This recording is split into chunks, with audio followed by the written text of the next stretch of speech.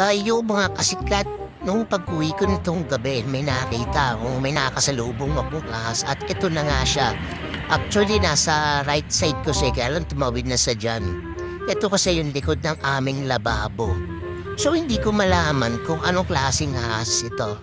Yung mga nakakaalam dyan, lalo na yung mga may expertise pagdating sa ahas, please comment naman para malaman natin. Kasi nagtataka naman ako na malinis naman tong kapaligiran namin, hindi masuhal. Kaya nagtataka, ba't nagkaroon ng ahas? Wala rin naman akong alagang mga sisiw o kung ano-ano pa. Kaya ito, tignan niyo mabuti yung ulo niya. May nakapagsabi sa akin, no? Pinanood ko itong video na ito, sabi ahas tulog daw. Pero sabi ko naman parang, kung ahas tulog bakit gumagalaw? Digarod Pero ito nga, isa rin iniisip ko kung baka naman cobra din naman to kasi mas inang delikado talaga yung mga cobra. Di baling mga gantong ahas tulog kung ahas tulog nga ito. Para hindi naman to masyadong makamandag. Pero yung mga cobra talaga, yun ang nakakatakot.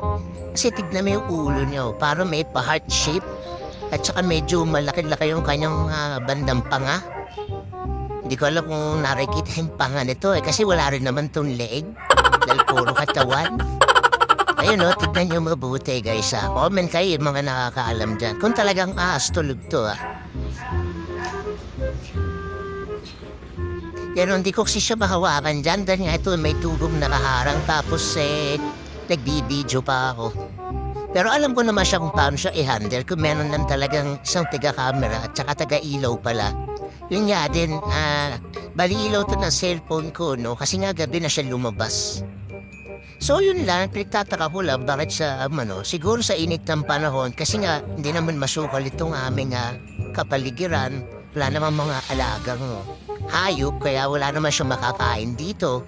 Pero na lang yung mga butiking maliliit o yung mga tukong maliliit. So yun lang, hindi ko siya talaga nakuha dahil nga pumasok na siya doon sa butas na yun. Kaya sana makita ko uli siya para lang din maiwasan baka mamaya makamandag nga rin ito kasi alam naman natin. Basta ahas makamandag.